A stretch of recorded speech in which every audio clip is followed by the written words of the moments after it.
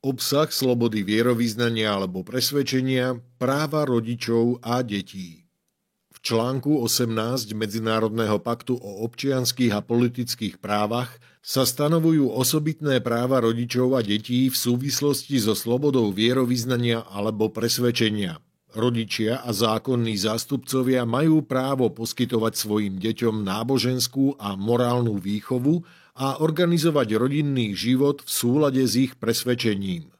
Ľudské práva však nemajú len dospelí. Aj deti majú právo na slobodu vierovyznania alebo presvedčenia, napríklad právo byť súčasťou života náboženskej komunity a zúčastňovať sa na náboženských slávnostiach alebo bohoslužbách.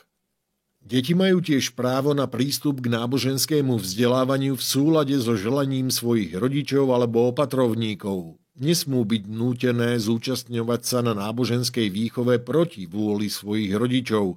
Okrem toho, keď deti dospievajú, je potrebné viac zohľadňovať ich želania. Existuje mnoho príkladov porušovania týchto práv.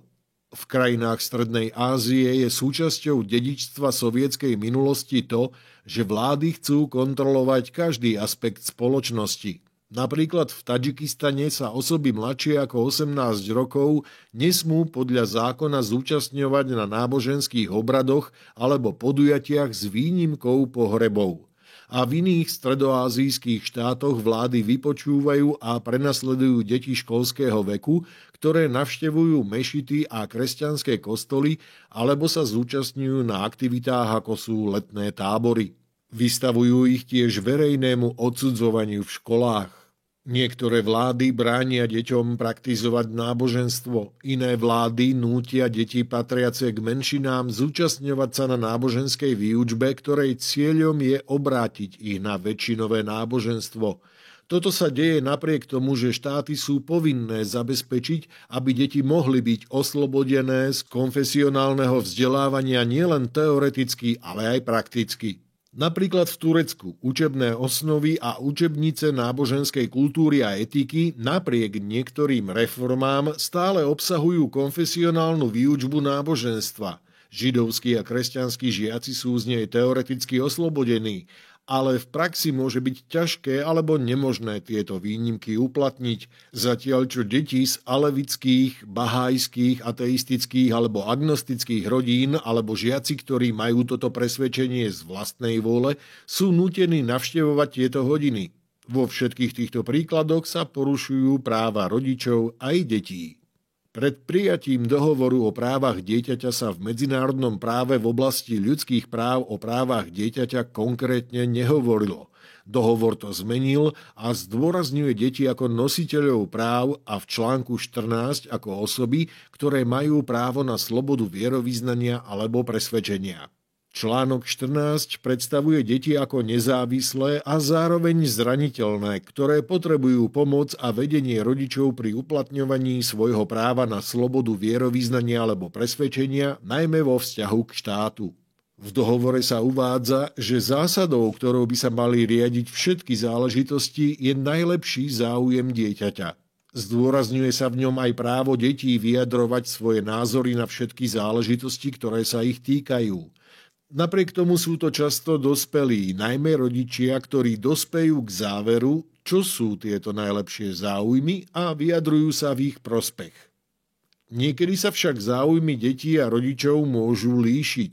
V týchto prípadoch je potrebné vyvážiť právo detí na slobodu vierovyznania alebo presvedčenia s rovnakým právom rodičov. Napríklad, v akom veku má dieťa právo samostatne sa rozhodovať o náboženskej praxi alebo viere. Napríklad o tom, či chcú chodiť do kostola. Podľa dohovoru o právach dieťaťa majú rodičia v otázkach náboženstva alebo presvedčenia rozhodovať spôsobom, ktorý je v súlade s rozvíjajúcimi sa schopnosťami dieťaťa. Inými slovami, čím je dieťa staršie a vyspelejšie, tým väčšiu slobodu by malo mať. Medzinárodná právna norma pre dospelosť je 18 rokov, ale otázka, koľko nezávislosti a duševnej zrelosti sa deťom pripisuje v priebehu detstva, sa v jednotlivých kultúrach a kontextoch veľmi líši. V rôznych krajinách platia rôzne zákony a predpisy. Napríklad vo Švédsku sa deti od 12 rokov nemôžu stať členmi náboženskej komunity proti svojej vôli. Dohovor o právach dieťaťa však stanovuje univerzálnu normu týkajúcu sa výchovy detí rodičmi. Praktizovanie náboženstva alebo presvedčenia nesmie poškodiť fyzické alebo duševné zdravie alebo vývoj dieťaťa. Prípady týkajúce sa práv rodičov na slobodu vierovyznania alebo presvedčenia v porovnaní s právami dieťaťa sa zriedkavo dostávajú na súd.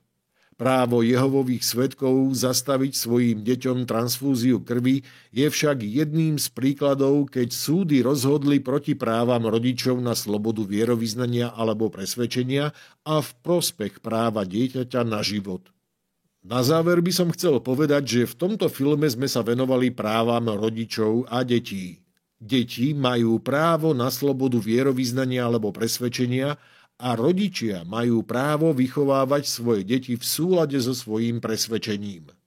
Malo by sa tak diať spôsobom, ktorý je v súlade s rastúcou zrelosťou dieťaťa a praktizovanie náboženstva alebo presvedčenia nesmie poškodiť fyzické alebo duševné zdravie alebo vývoj dieťaťa. Príklady porušovania týchto práv siahajú od prípadov, keď štáty zakazujú deťom praktizovať náboženstvo, až po prípady, keď štát vnucuje deťom náboženskej menšiny výučbu väčšinového náboženstva.